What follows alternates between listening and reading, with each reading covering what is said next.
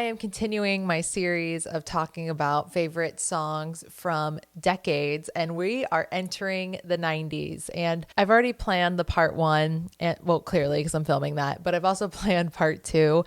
I definitely feel like the early 90s was a bit of a mishmash of what was popular. Like if you look back at lists, I mean, you've got your hip hop, you've got R&B, you've got rock, like it's really all over the place. So for 1990 to 94, I was actually able to pick 2 songs per year, and that is not always the case. And once again, I am not saying that this is defining the decade of music. These are just tracks that were released that I personally have listened to in my own life. So 1990, we're going to start with a song that is quite literally a song that I listened to a lot on my own time. Like it is one of my songs that I thoroughly enjoy, and I'd probably place it on a list. Like if I were to make a mix list of like songs that define me, I would honestly probably put this song on there, and that is Freedom 90 by George Michael.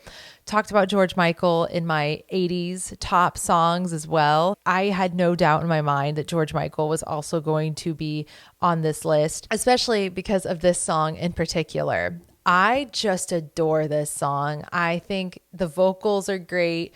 I love the music production of Freedom 92 because I feel like all in all, it's a song that's aged incredibly well. Like the styling of it, the vocal melodies of it, it doesn't feel like very era specific to me. Like it feels like a song that transcends time. Like I just feel like it could be a song released in 2023 and people would still like it and love it. And with that said, my second song for 1990 is about as polar opposite. This song screams early 90s and nothing else. And that is Step by Step by New Kids on the Block. So very opposite directions in regards to like the timelessness with these 2 tracks.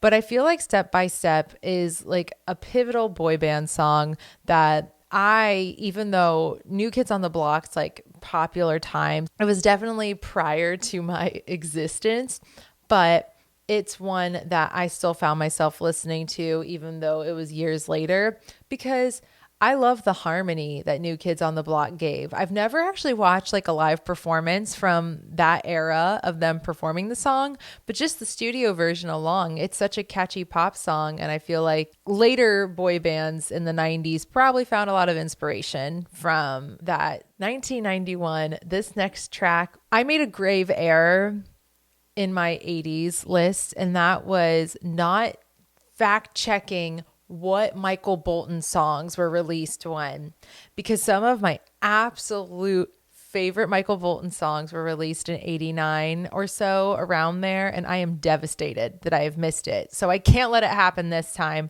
And right now we're talking about Time, Love, and Tenderness by Michael Bolton. Michael Bolton, I know in our present times has come across more like jokingly, let's all thank Lonely Island for that. But I have had the honor, the blessing, the privilege of have seen Michael Bolton perform live in pretty recent times. Like it's been a few years now. And I feel like he is the definition of like a late 80s, early 90s crooner. Like when I think Michael Bolton, I don't think of present day Michael Bolton. I think of Michael Bolton with the mullet Bolton. And his voice, I mean, come on. His voice is so recognizable. And the power ballads, I mean, I feel like he might be in the definition of a power ballad. It's so time era specific in the best way for me. And Time, Love, and Tenderness, it's like an up-tempo track too, which I love. And it has that like very dramatic guitar playing that it just all works together in a fantastic way that makes so much sense for the era it was made in. Now, we can't talk about the 90s without talking about Mariah Carey. And one of my personal favorite tracks from Mariah Carey, period, is Emotions. a very popular song. And once again, it does give me that like early 90s kind of pop sort of feel in the production of the music. But I love how impossible it is to sing along to that song. The casual listener, someone who's not like a musician who sings, you cannot sing along to that song well. It's just not going to happen unless you actually know what you're doing vocally. But that's why I love listening to it. I love listening to it because it's like an unattainable song vocally. And it just feels so good to listen to. Like nothing about that song could make you feel sad. It is a glorious, up-tempo, upbeat, beautiful, boppy love song. She literally destroyed on that recording. 1992, we are slowing it way down, and we're definitely just in like the R&B zone for this year. And the first song is End of the Road by Boyz II Men. Can you talk about the 90s without talking about Boyz II Men? Absolutely not. And there are many, many songs that I enjoy from Boyz II Men, but I actually have found myself listening to this particular song the most. The harmonies, the individual parts, the sadness, all of it. It's a very beautiful song lyrically and musically. And Boyz II Men just has a way of conveying emotion in their songs as a group that I think is just to this day great to listen to. Out of all the Boyz II Men songs, like I said, there's so many popular ones, but that is one that I personally have listened to a lot. And sticking with the R&B lane, even though this is from the King of Pop, we got some more R&B flair in Michael Jackson's music from the 90s, and I love it. I'm talking about Michael Jackson's Remember the Time. I really, really love this Michael Jackson track for the fact that it leans more into like, I feel like R&B pop. I just love when Michael Jackson went into that zone with his music. And okay, I will be honest, the music video cracks me up. I've seen the video, or like, I think it was a Twitter thread that went off about how little the music video makes sense. And it's one of the most hilarious Twitter threads. And it's completely accurate. If you know it, you know it. If you don't know it, just go and Google it. But that's not why I like the song. That's just a fun little sidebar. When you look at Michael Jackson's music from the 80s and then you go into Remember the Time, it's kind of like a breath of fresh air. It really is kind of a sidestep for just going away from the strictly just pop music only. And it paid off. I just think that is a great, great, great Michael Jackson track. On to 1993. So Whitney Houston has had some very iconic songs and covers. I mean, like I Will Always Love You is technically a cover. And I know some people are going to think like, why aren't you bringing that song up? Well, it's because I'm trying to pick the songs that I actively listen to. And that instead for me is I Have Nothing, because it is the most powerful, slow ballad.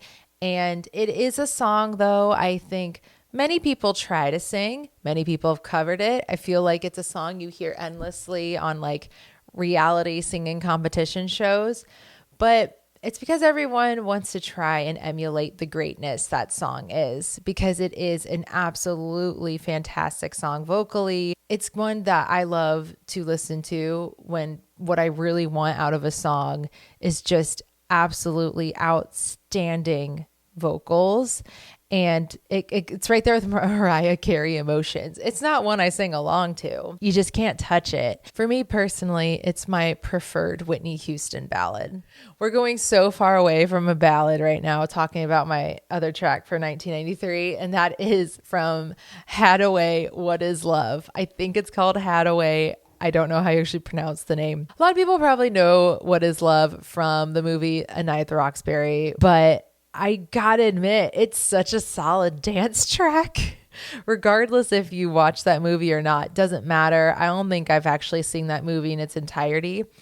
It is such a solid dance track that I feel like to this day, I would not be mad to hear. Like, I don't go to clubs, but if I did go to clubs, I would love to still hear this song being played to this day. It encompasses like 90s kind of like nightlife vibes, I feel like. At least how it was portrayed in the media and such that I had consumed. There was no nightlife for me in the 90s, but it feels like this song just kind of encompasses the aura of what it was all about. And I just think it's a fun one to listen to on my own time. 1994. TLC has finally entered the chat, and that song is Waterfalls. I personally feel like I have always listened to Waterfalls more than No Scrubs, which I love No Scrubs, but I also think that one gets played publicly or it's online so much that I don't need to listen to it on my own time. Like I hear it enough as is. But Waterfalls is one that I have always felt a bit more drawn to, a bit more mid-tempoed. I love the layered vocals on that track a lot. And I really enjoy the context of the song lyrically as well. It's definitely a song that makes you think of the era. Absolutely. And I also just think in general, shout out appreciation for TLC.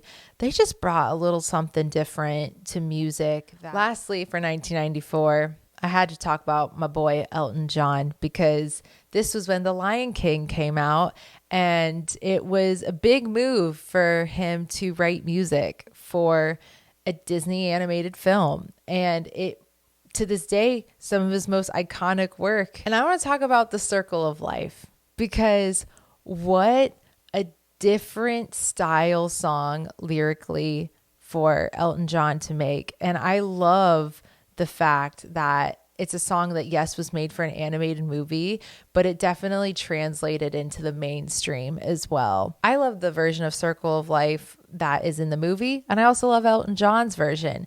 I think it's just such a beautiful song that the lyrics are great, the music is grand, and it matches and it builds wonderfully for a beautiful, like, booming outro, which you'd want in a movie. It's just so beautiful that a song written for an animated feature film became like the radio smash that it was, and to this day you still hear it. Now there are some major tracks that were released in the early 90s that I did not include in my list, but they are in my honorable mentions, which I'm going to leave sitting right here.